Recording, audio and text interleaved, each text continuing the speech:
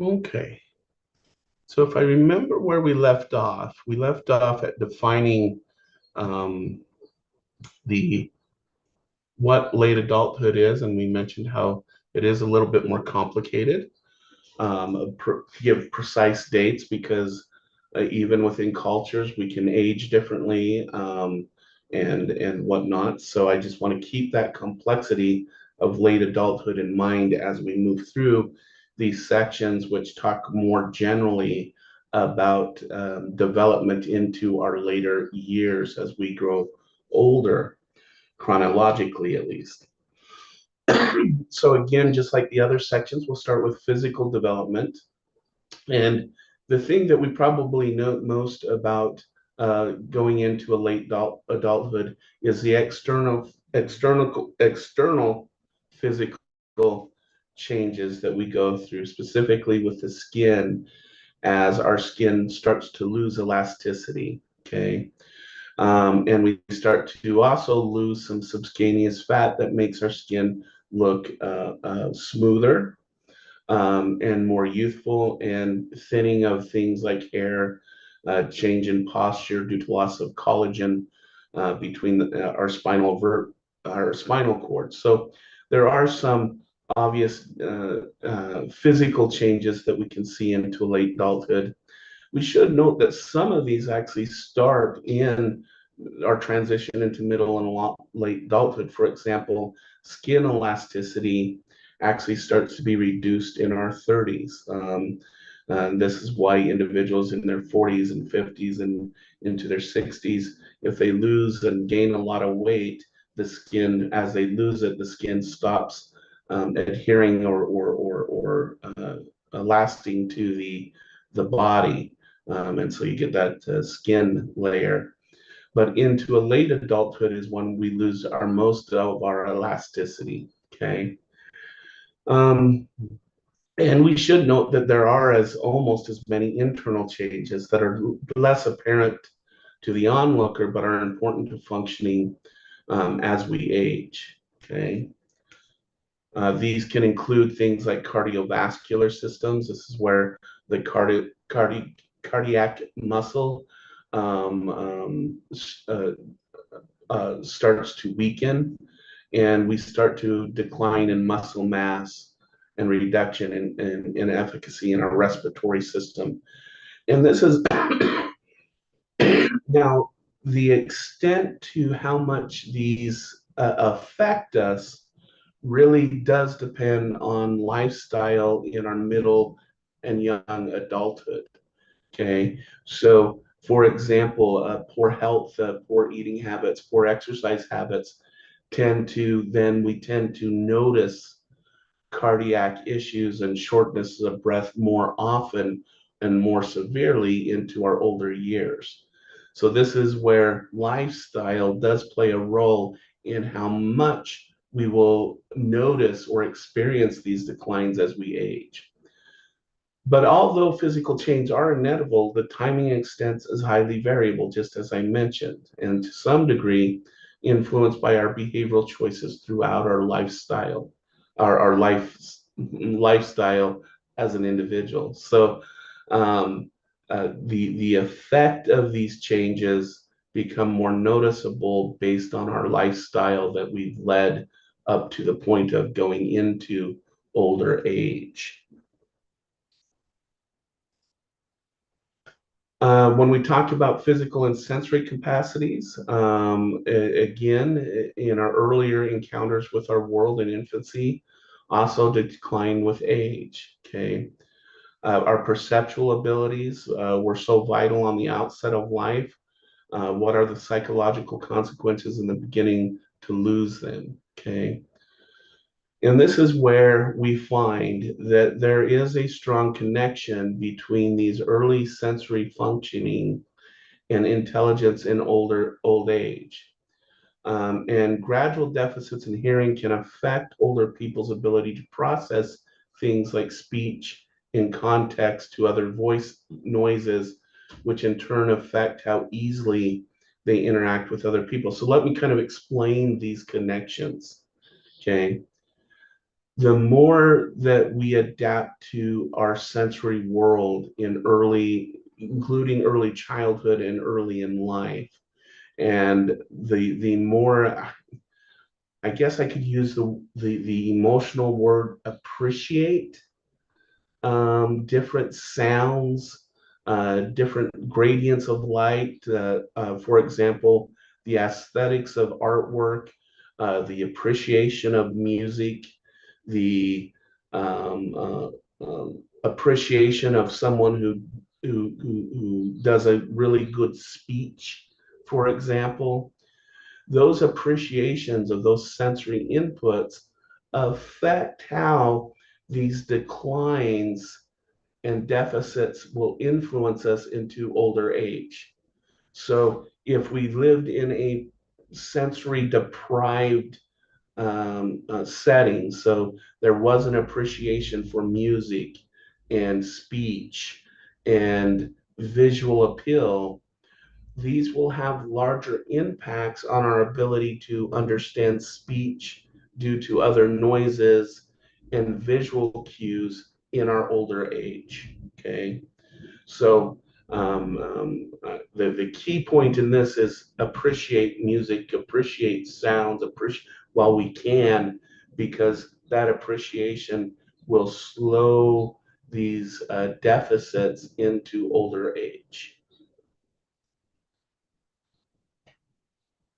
Um, and this just kind of focuses on the point that was just made. These vary person to person, and they vary based on things like coping skills, and they can be influenced by things like personality and social circumstances, as illustrated by the appreciation of things like music and sounds and visual appeals such as art, and those things we have found have an influence on a person's biological abilities with sound and whatnot into later adulthood.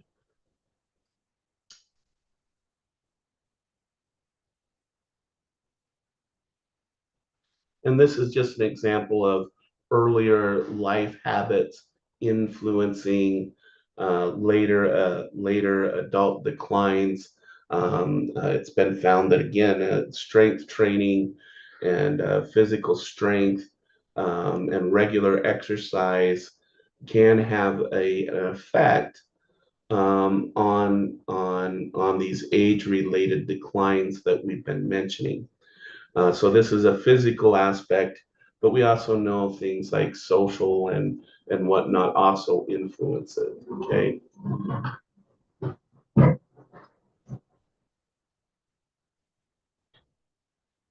Okay. So what about intellectual capacities? As do they decrease with age and whatnot? And on Tuesday we talked about different changes in different intellectual areas, and you saw declines in older age, but I mentioned how widespread they were. That and what other research that we'll go into, such as Shays and other research, shows that while there is variation between age groups in some measures of intellectual performance, there is also great variation within groups. Okay. And this variation, as we pointed out last Tuesday, increases with age. So the differences in intellectual capacity increases, especially as we get into the older years. There is a trend, of course, that shows that older people tend to perform less well than younger adults on task dependent that rely on things like reaction time and processing speed. But I will note in this that older adults can perform just as well on a task when there is no reaction time measure or processing speed required. So it's really that physiological reaction ability that tends to make it so that younger adults can perform better on some intellectual capacities. But if reaction time and processing time are not a factor in those intellectual measures, we don't see these declines as compared to younger adults. So again, this is just a difference in intellectual abilities. So we see that with age overall scores decline, but this is another way to visualize what we talked about on Tuesday. So even though there's a trend line of declined intellectual ability, the variability between individuals is heightened. Okay, so what this represents is that while there are general trends, variability between individuals is greater in intellectual decline or cognitive decline as we age, which suggests that, again, these declines are due to factors beyond just the aging process, that aging does not equal cognitive decline, but a host of lifestyle, um, way of living, and all of those factors play a large role into the amount of cognitive decline that an individual will experience. Um, there is some research, again, when we look at Piaget's research on formal operations and abstract thinking, that suggests that some older adults perform less well on those tasks, and they go back to operational thinking or concrete operational thinking. And what again this suggests, and this is just another way of thinking about what we talked about on Tuesday, is that older adults tend to rely more on that crystallized knowledge that they have than fluid knowledge and adaptation to fluid information that is coming in. So,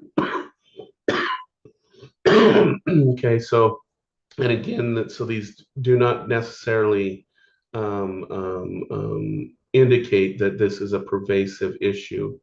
And intellectual behavior in everyday life typically involves several capacities that may that people may be able to compensate for in reduction of abilities. So we see compensatory things with older people that kind of challenges the idea that they have less ability in later adulthood. Another myth that can be debunked is, again, referring back to, it's tempting to interpret the decline slope from 70s to 80s as confirming inevitable or irreversible decline. Okay. But so suppose we intervene by providing training to show or remind older people how to perform kind of tasks being tests. And indeed, this is what Shea and Willis did, and they found some very impressive results. Okay, in that they found that through training, the quote unquote inevitable declines that we see in older adulthood can be compensated for or can be alleviated. So the idea that you can't train an old dog new tricks is kind of one of those myths that persists, because we actually have found that older adults can be trained to solve new and novel problems, or compensate for less reaction time and those kinds of things. Indeed, using video games, we have found that we can train or make it so those cognitive declines that we note aren't as noticeable or as prevalent as that graph suggested. So if I were to conclude, again, when it comes to the complexity of aging, especially when we get into later adulthood, we need to note that decline is not inevitable, that there is a host of factors in the individual's life that contribute to the declines or non-declines that we see in older life, in later life. Okay. And so um, to me, that's good news because that says that there's things that we can do in our younger years that can stave off the general trend of cognitive decline.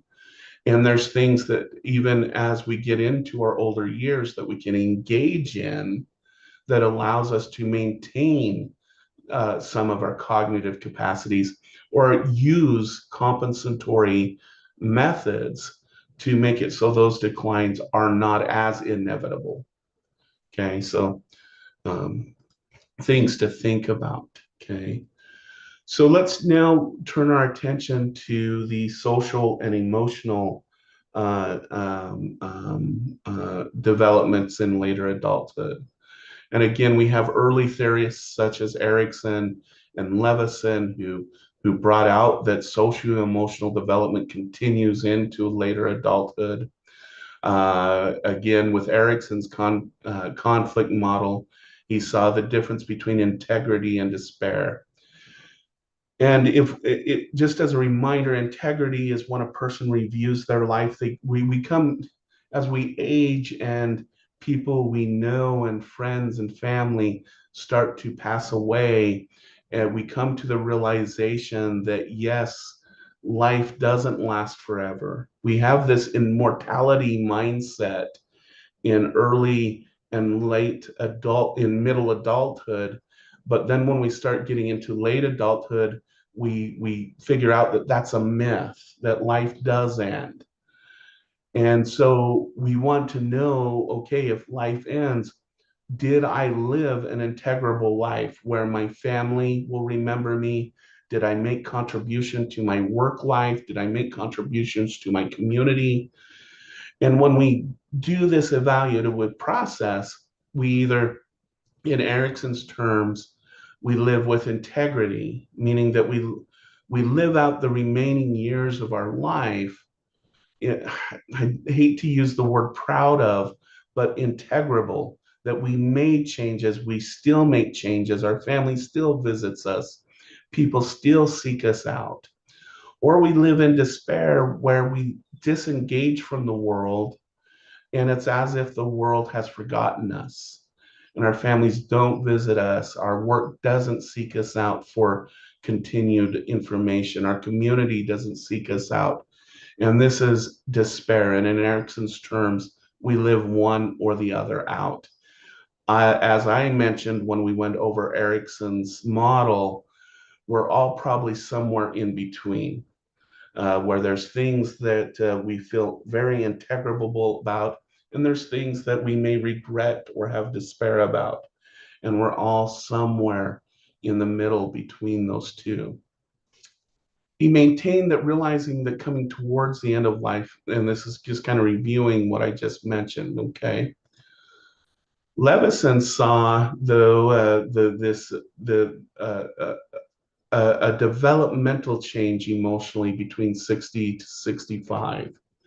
And he felt this was truly the transitional phase when individual has to deal with intrinsic changes in capacity and performance, as well as changes in relations with their social world.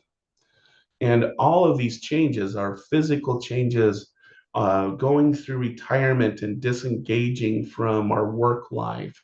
Our children have their adults and they're now raising their family. And so we may not be as involved with that as we used to be.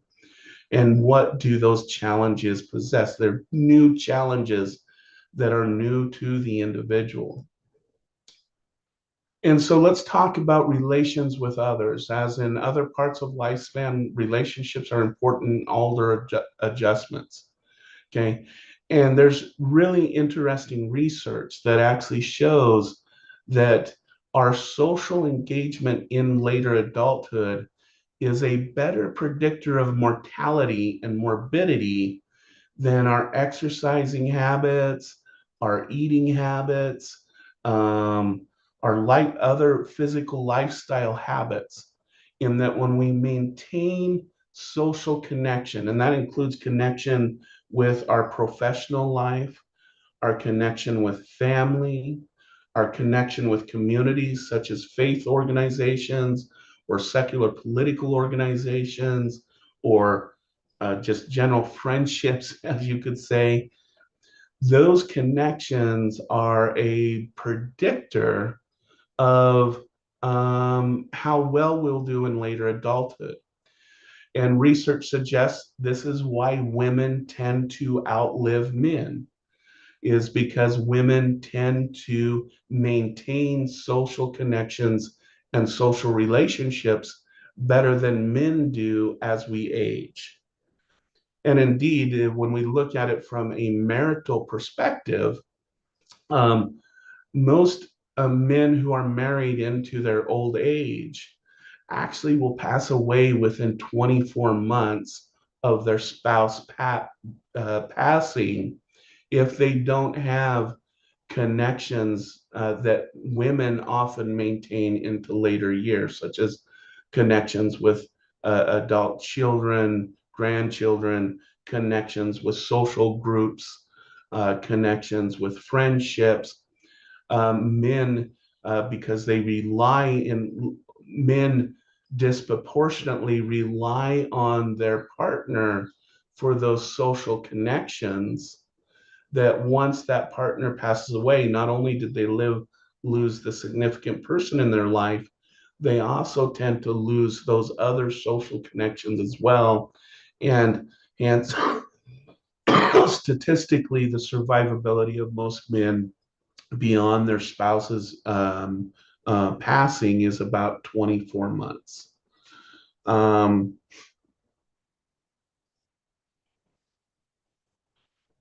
and again, these slides just go into some of the reasons I just mentioned about marital satisfaction, but also having an outlet for a lot of men to have a social world. Um, and I like this saying here. Although there are losses and declines with age, many people respond to them adaptively. Indeed, many older people adjust well to changes associated with aging and reports and high life enjoyment in later life. Okay, and it should be noted when we look at things like life satisfaction, the measure of how satisfied one is with life, um, how personal satisfaction, these actually increase into late adulthood, not decrease. Okay, satisfaction with social relationships. For women, social relationships, the highest that women are most satisfied with social relationships overall is between the age of 55 to 70. Um, Indeed, even intimate relationships, even when we talk about things like sexual intimacy, men and women report higher sexual intimate satisfaction in their 60s, in their late 50s, and into their 60s. Okay. And this notes that even though there are some of these losses and declines, we compensate and we find new ways to enjoy these different life experiences. Um, that just kind of says what we just said. Relationships with grandchildren and siblings can also be very important in older years, maintaining that generational connections. Overall, when asked to identify the most important consideration, in fact, in quality of life, older people consistently say personal relationships and social networks, emphasizing the importance of maintaining a healthy social relationship with our world. Okay. So successful aging. Although loss and declines are inevitable as we come to the end of our life cycle, we have already seen that many people respond adaptively and with remarkable characteristics and lifetime resiliency. Okay. So, what factors promote successful aging? You'll notice that the very top one says social support and social networks. In fact, Paul and Mary Baltz and their colleagues have investigated the process of successful aging on large scale studies.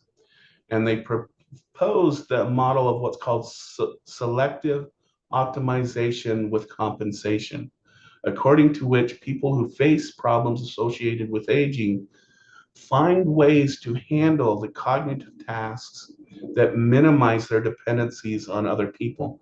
Hence, we've seen in recent decades this drive to make it so that older people can maintain their independence as long as they can, because we find that that's a curative thing, that people will live longer the longer their independence is maintained into older age. Research has also found that people show evidence of increased complex reasoning about specifically interpersonal issues and things like life planning and moral dilemmas. And they perform better at these tasks in respect to oral narrative production and talking and conversation. So the good news for aspiring psychologists is that professional life involved in cognitive challenging and stimulation work appears to promote prospective and successful aging. So keeping your mind engaged about your social world and interpersonal relationships seems to help with these cognitive challenges that we see in older adulthood. Okay, so summary. So a journey from adolescence through adulthood involves changes and adjustments, and that's inevitable. And each stage of life from adolescence into later adulthood demand a different set of skills and challenges to individuals, as we've seen through our journey. Psychological development involves changes in physical, sensory, and cognitive and social emotional processes.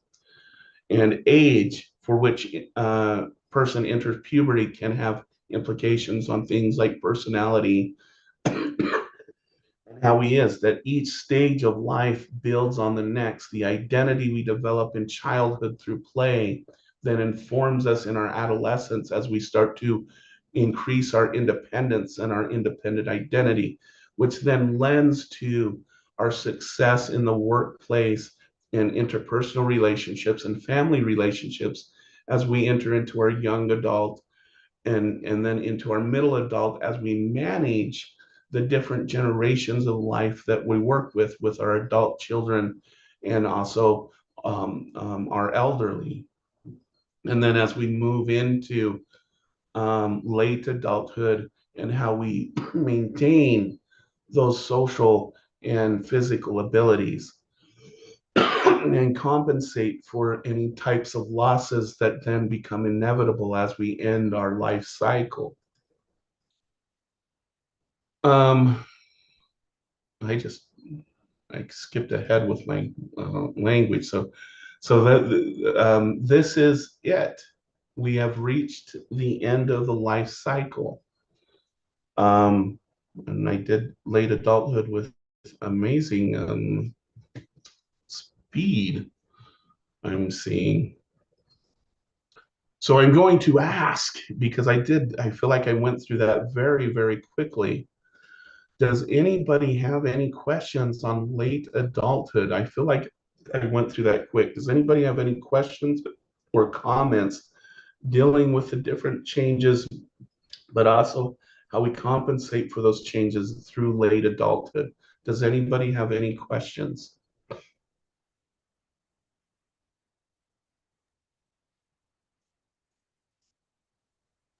When's No the last questions day here. that, oh, sorry, go ahead.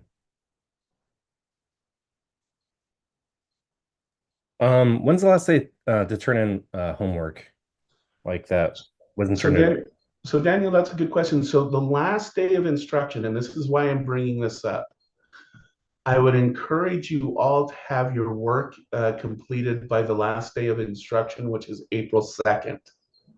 Okay. Um, I will allow work to be submitted for this class up to April 6th. In fact, your final quiz will be due on April 6th. And this is why, and Daniel, this is a question that I would encourage you to ask all of your instructors, because April 5th through the 9th is our grading week. And some instructors will allow you to submit work during that week, while some of your other instructors, all work has to be submitted on April 2nd. Okay, so for this class, I'll accept work up to Tuesday, April 6th, but I would make sure you ask your other instructors as well, just as Daniel did. Thank you for that Dr. question, Peterson? Daniel. Yes, I think you mean May. May, yes, yeah, you're right, Grace. I meant May. May 2nd is the last day of instruction for this class. May 6th will be the last day I'll accept any assignments. Thank you, Grace, for correcting me on that. May is the dates. But make sure you ask all your instructors just so that you're sure. Thank you for that question, Daniel. Other comments or questions?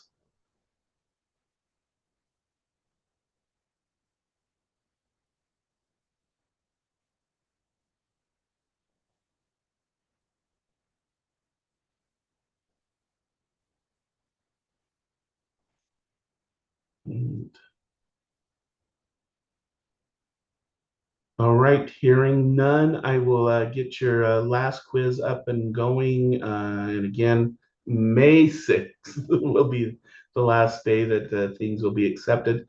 Next week, we do have, I'm not sure if we'll go both Tuesday and Thursday, but we do need to talk about bereavement and loss as our last topic. So we'll start that on Tuesday and see where we get. But with that being said, since there's no questions or anything, and Daniel, thanks for yours, and everyone, let's go ahead and get out of here and enjoy your weekend and take care of yourselves, everyone. All right. Thanks so much. Um, Thank you. Have a good weekend.